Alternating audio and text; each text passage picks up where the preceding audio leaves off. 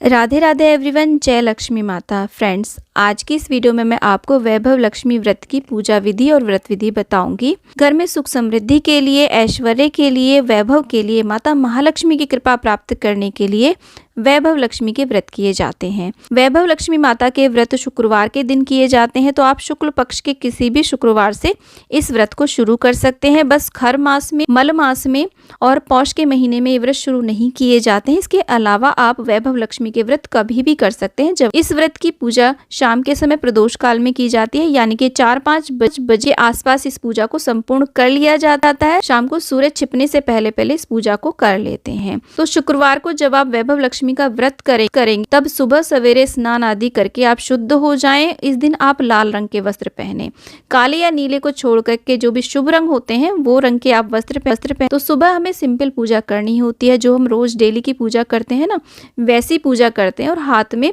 चावल और फूल लेकर के व्रत का संकल्प लेते हैं कि आज हम माता महालक्ष्मी आपका व्रत करेंगे, और किस प्रकार का हम व्रत करेंगे उसका संकल्प लेते हैं। तो ये जो व्रत है आप जितने चाहे 5, 7, 11, 21, 51 आप कर सकते। वैभव लक्ष्मी के व्रत यदि घर की जो गृहिणी है, सौभाग्यशाली स्त्री है, वो यदि इस व्रत को करती है तो बहुत ही ज्यादा मंगलकारी माने जाते हैं। इसके अलावा जिस किसी की भी माता महालक्ष्मी में श्रद्धा है, वो इनका पूजन करना चाहते हैं, वो कर सकते हैं। तो देखिए, सुबह सवेरे तो हम सिंपल पूजन कर लेंगे। दिन में आप अपने संकल्प के अनुसार दूध, चाय आदि ले सकते हैं। शाम के समय मुख्य पूजा की जाती है। यदि गर्मी के दिन है और आपकी सामर्थ्य है तो शाम के समय पूजन से पहले आप स्नान अवश्य करें। तो 4-5 बजे के करीब आप इस तरीके से देखिए पूजा स्थल को अच्छे से साफ कर लें। हो सके तो आप अपने मुख्य द्वार को भी साफ सफाई करके वहाँ पे भी रंगोली बनाएं, माता महालक्ष्मी का स्वागत अवश्य करें। और घर के मंदिर को भी साफ कर लें, रंगोली बना लें। महालक्ष्मी को रंगोली अत्यधिक प्रिय है। रंगोली नहीं बना पा रहे हैं तो ऐसे आप हल्दी कुमकुम से स्वास्तिक अवश्य बना लें, बहुत ही सिंपल सा। उसके ऊपर आप एक चौकी लगाएं, चौकी के ऊपर लाल वस्त्र बिछाएं। लक्ष्मी मैया को लाल रंग बहुत ही ज़्यादा प्रिय है, तो लाल रंग का आप वस्त्र बिछाएं। और चौकी ऐसे लगानी है कि पूजा करने वाले का मुख पूर्व, उत्तर या फिर उत्तर पूर्व दिशा की ओर रहे। उसके बाद में आप किसी भी धातु का एक कलश ले लें, तांबे का या पीतल का। उसके कंठ में आप मौली बांध लें, उसके ऊपर इस तरीके से आप रोली से एक स्वास्तिक बना लेंगे। इस पूजन में कलश की स्थापना जरूर की जाती है और बहुत ही सिंपल तरीके से कलश की यहाँ पर स्थापना की जाती है। तो देखिए, यहाँ पर हम अष्टदल कमल बनाएंगे। चावल हमें एकदम साबुत लेने, अक्षत जो होते हैं वो लेने हैं। तो आप चाहें तो रंग बिरंगे हल्दी से रंग करके चावल, उससे भी आप अष्टदल कमल बना सकते हैं, या फिर सिंपल चावलों से भी ऐसे अष्टदल कमल आप बना लें। और इसके ऊपर हम कलश को स्थापित कर देंगे ऐसे। और इसके बाद में सबसे पहले इसमें हम थोड़ा सा गंगाजल डालेंगे। आप चाहें तो यहाँ पे प्रॉपर जो कलश की स्थापना होती है ना, जिसमें हम लौंग, इलायची, सिक्का, सुपारी, हल्दी की गांठ और कमलगट्टा, कौड़ी, गोमती चक्र, जो भी लक्ष्मी की चीजें होती हैं वो डाल करके करते हैं। पंचपल्लव लगा करके आप प्रॉपर कलश की स्थापना भी कर सकते हैं, परंतु ये सिंपल साधारण कलश की स्थापना की जाती है। कंठ तक शुद्ध जल से हम भर लेंगे। उसके अंदर हम थोड़ी सी हल्दी, कुमकुम डालते हैं और थोड़े से अक्षर डालते हैं। चावल डाल देंगे इसमें, थोड़ा सा मीठा भी आप डाल सकते हैं, इत्र डाल सकते हैं, या फिर लाल फूल भी इसमें थोड़े से आप डाल सकते हैं, गुलाब के। उसके बाद उसके ऊपर एक कटोरी या प्लेट रखते हैं और उसके अंदर हम थोड़े से लाल फूल डाल देते हैं। गुलाब के हमने फूल यहाँ पर डाले हैं। उसके ऊपर सोने चांदी की कोई भी चीज़ हो उसे आप गंगा जल से धुल करके कलश के ऊपर स्थापित करें। चांदी का सिक्का भी आप रख सकते हैं, क्योंकि उसके ऊपर लक्ष्मी गणेश बने होते हैं। यदि आपके पास सोने चांदी की चीज़ें नहीं है, सिक्का नहीं है, तो आप सिंपल सिक्के जो होते हैं ना, उन्हें गंगा जल से धुल करके भी आप कलश के ऊपर स्थापित कर सकते हैं। उसके बाद में हम गणेश जी की स्थापना करते हैं। अक्षत के ऊपर गणेश जी नहीं है तो आप सुपारी के ऊपर कलावा मौली लपेट करके भी गणेश जी की स्थापना कर सकते हैं। फिर थोड़े से हम गुलाब के फूल यहाँ पर डालते हैं। यहाँ पर आपके मंदिर की जो भी लक्ष्मी मैया हो उन्हें आप स्थापित करें, फोटो हो या फिर उनकी प्रतिमा हो, उन्हें आप यहाँ पर पूजा में रखें। उसके बाद में वैभव लक्ष्मी व्रत कथा की पुस्तक आती है, जिसके पीछे श्री यंत्र दिया हुआ होता है, अष्ट लक्ष्मी दी हुई होती है, उन्हें हम ऐसे स्थापित कर देते हैं। अगर आपके पास श्री यंत्र है तो उसे भी आप पूजा में जरूर स्थापित करें, नहीं है तो जो कथा की पुस्तक है उसके ऊपर भी आप पूजन कर सकते हैं। उसके बाद में अक्षत के ऊपर हम एक दीपक की स्थापना करते हैं। शुद्ध देसी घी का हम ये दिया बनाएंगे। हो सके तो गाय का शुद्ध देसी घी लें और लंबी बाती का हमें ये दिया बनाना होता है। दिए को हम प्रज्वलित कर देते हैं माता महालक्ष्मी और गणेश भगवान का नाम लेते हुए। इस प्रकार से एक हम धूप भी यहाँ पर जला देते हैं। इसके बाद में हम अपना पूजन प्रारंभ करते हैं। तो देखिए, जल का छींटा दे करके किसी फूल से ऐसे हम सभी को स्नान का भाव करा देंगे। अपने ऊपर भी हम जल का छींटा दे करके शुद्धिकरण कर लेते हैं और सभी का हम यहाँ पर अक्षत पुष्प हाथ में लेकर के आवाहन करते हैं। स्नान कराने के बाद में हम वस्त्र रूपी कलावा मौली अर्पित कर देंगे। तो यहाँ पर देखिए गणेश भगवान को हमने कलावा अर्पित कर दिया है, कलश भगवान को भी और माता महालक्ष्मी को भी हम ऐसे कलावा अर्पित कर देंगे और श्री यंत्र को भी हम ऐसे कलावा अर्पित कर देंगे और अष्टलक्ष्मी को भी हम वस्त्र रूपी कलावा मौली अर्पित कर देंगे। इसके बाद में हम सभी को तिलक करेंगे, तो रोली से हम सभी को टीका करेंगे। ऐसे हमें शाम के समय पूजन करना है। यदि आप स्नान भी नहीं कर पा रहे हैं तो शाम के समय आप वस्त्र जरूर बदल लें, अपने ऊपर गंगा जल का छींटा दे करके पूर्णतः शुद्ध हो करके ही हमें ये पूजन करना है। तो ऐसे हम देखिए दीपक का भी पूजन करेंगे, कलश का पूजन करेंगे, लक्ष्मी मैया को हम तिलक करेंगे और श्री यंत्र का भी पूजन करेंगे और जो ये आठों स्वरूप वैभव लक्ष्मी की पुस्तक के ऊपर दिए गए हैं सभी का हम पूजन करेंगे। माता महालक्ष्मी के ये 8 स्वरूप हैं। वैभव लक्ष्मी के व्रत पूजन में इन 8 स्वरूपों का पूजन किया जाता है। तो इस व्रत में ये पुस्तक हमें अनिवार्य रूप से लेनी होती है, तो व्रत से पहले आप ये पुस्तक ले आएं। इसके बाद में हम सभी को अक्षत अर्पित कर देंगे, धूप दीप दिखा देंगे, ऐसे हम पूजन कर लेते हैं। इसके बाद में फूल अर्पित करते हैं। देखिए वैसे तो माता महालक्ष्मी को कमल का फूल सबसे ज़्यादा प्रिय होता है, हर बारी कमल का फूल मिल पाना संभव नहीं होता है, तो जो भी आपको फूल मिल जाए उन्हें आप अर्पित करें। तो सबसे पहले हम गणेश जी को फूल अर्पित करेंगे, उनको हो सके तो दूर्वा भी आप अर्पित करें, लाल रंग के फूल भी आप अर्पित कर सकते हैं, लाल गुड़हल का पुष्प आप गणेश भगवान को अर्पित करें।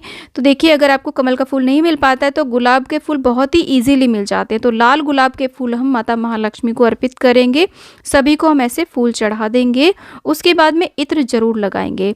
महालक्ष्मी के पूजन में हमें इत्र का प्रयोग जरूर करना है, तो सभी को हम इस प्रकार से इत्र अर्पित कर देंगे। देखिए जब हम वैभव लक्ष्मी का व्रत करते हैं तो हमें बाहर की कोई भी चीज नहीं खानी होती है, फल जूस दूध आदि भी सब अपने घर का ही हमें लेना चाहिए, किसी और के घर का जल भी ग्रहण नहीं किया जाता है। तो कोशिश करें आप इस व्रत को रख करके कहीं भी ना जाएं, अपने घर पर ही रहें। तो हमने यहाँ पर जो सोने चांदी के आभूषण रखे हैं ना, उन पर हम ऐसे हल्दी कुमकुम अर्पित कर देंगे। आप चाहें तो किसी दिए में भर करके हल्दी कुमकुम भी रख सकते हैं।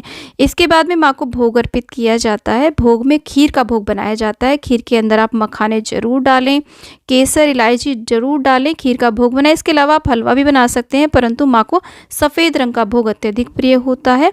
ऋतुफल में आप केला अर्पित कर सकते हैं, जो भी ऋतुफल आपको मिल जाते हैं उन्हें आप अर्पित करें। उसके बाद में हाथ में चावल और फूल लेकर के हम वैभव लक्ष्मी की कथा सुनते हैं, तो इसलिए कथा पुस्तक आप पहले ही दिन ले आइएगा और कथा पुस्तक में से कथा पढ़नी होती है। और इस प्रकार से देखिए कथा का वीडियो आपको हमारे चैनल पे अलग से मिल जाएगा, उसका लिंक आपको डिस्क्रिप्शन में या फिर एंड स्क्रीन पे मिल जाएगा, आप उससे सुन सकते हैं। उसके बाद में जो भी अष्टलक्ष्मी स्वरूप दिए हैं उनको और श्री यंत्र को हम ऐसे प्रणाम करेंगे। उसके बाद में हम कथा सुनेंगे। तो इस व्रत को रख कर के आप बाहर कहीं भी ना जाएं। यदि आपको मजबूरी में जाना भी पड़ जाता है तो अपने घर से ही जल या फिर जलपान की वस्तुएं आप ले करके जाएं, जिससे आप अपना व्रत संपूर्ण कर सकें।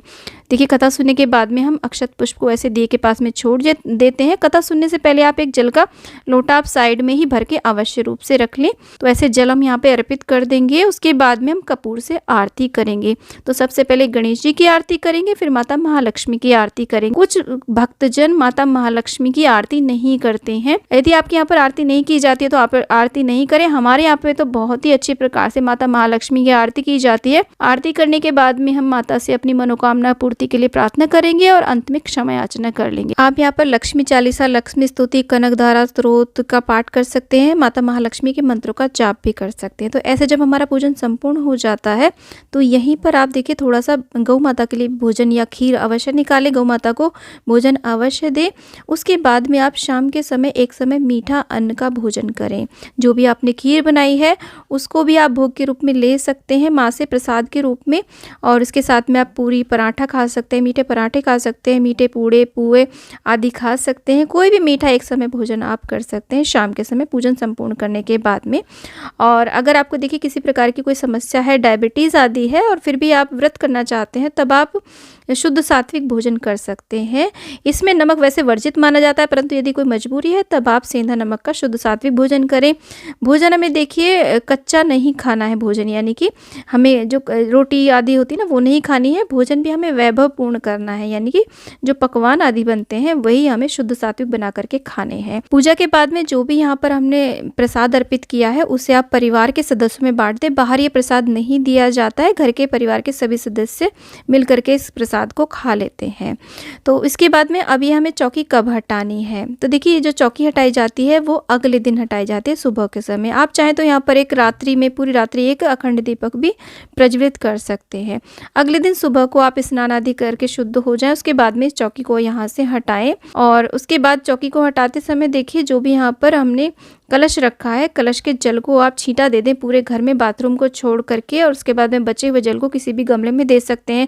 जो भी सोने चांदी के आपने आभूषण सिक्के आदि रखे हैं उनको आप यथास्थान रख दें, और जो भी हमने यहाँ पर फूल पत्ती आदि चढ़ाई उन्हें भी आप किसी गमले में डाल सकते हैं। कथा की पुस्तक को और माँ की मूर्ति को आप यथास्थान मंदिर में पूजा स्थल पे आप रख दें। कलश के नीचे जो हमने चावल रखे हैं उनको आप पशु पक्षियों को खाने के लिए दे सकते हैं। जो भी पूजा की सामग्री है उसका हमें कहीं भी बाहर विसर्जन नहीं करना है, घर में ही विसर्जन करना है। तो ऐसे हम चौकी की सारी वस्तुओं को हटा देंगे। चौकी पर जो लाल वस्त्र बिछाया उसका भी हम दोबारा से पूजा में रीयूज कर लेंगे। देखिए यदि पीरियड आदि आ जाता है तब हमें क्या करना है, कहीं बाहर जाना पड़ जाता है तब हमें क्या करना है। तो इसके दो ऑप्शन है। एक ऑप्शन तो यह है कि आप उस व्रत को करें ही नहीं। पीरियड तो एक नेचुरल चीज़ है, परंतु कहीं जाना तो आप बिल्कुल ही अवॉइड करें फ्राइडे के दिन जब आप वैभव लक्ष्मी का व्रत कर रहे हैं। कई बार समस्या होती है, नहीं अवॉइड कर पा रहे हैं, बहुत ही मजबूरी होती है, तो आप उस व्रत को छोड़ सकते हैं। दूसरा ऑप्शन ये होता है कि आप उस व्रत को कर लें परंतु उस व्रत को गिने नहीं, क्योंकि हम उस व्रत में देखिए पीरियड में तो हम पूजा नहीं करेंगे, तो आप उस व्रत को नहीं गिने। और अगर कहीं आप बाहर जा रहे हैं, यानी कि पूरे दिन के लिए आप बाहर जा रहे हैं, 1-2 दिन के लिए बाहर जा रहे हैं, तब आप इस व्रत को नहीं गिने। इस व्रत को तभी गिना जाता है जब आप पूरे विधि विधान से चौकी लगा करके शाम के समय माता महालक्ष्मी का पूजन करते हैं, तभी उस व्रत को आप काउंटिंग में लें। व्रतों के बीच में ही यदि घर में सूतक पातक लग जाता है तो आपके द्वारा किए गए सारे व्रत पहले से वो सब खंडित हो जाते हैं। एक बार फिर से दोबारा से आपको नए सिरे से व्रत आगे कभी शुरू करने होते हैं। तो यदि आपकी देखिए मनोकामना पूर्ण नहीं हुई है और आप एक बार ये व्रत कर चुके हैं तो आप बीच में 1-2 महीने का गैप दे करके आप दोबारा से वैभव लक्ष्मी के व्रत शुरू कर सकते हैं। वीडियो यदि आपको थोड़ा भी यूजफुल लगा है तो प्लीज वीडियो को लाइक शेयर, चैनल को जरूर सब्सक्राइब करें और कमेंट बॉक्स में वैभव लक्ष्मी मैया की जय आप अवश्य लिखें। जय माँ वैभव लक्ष्मी।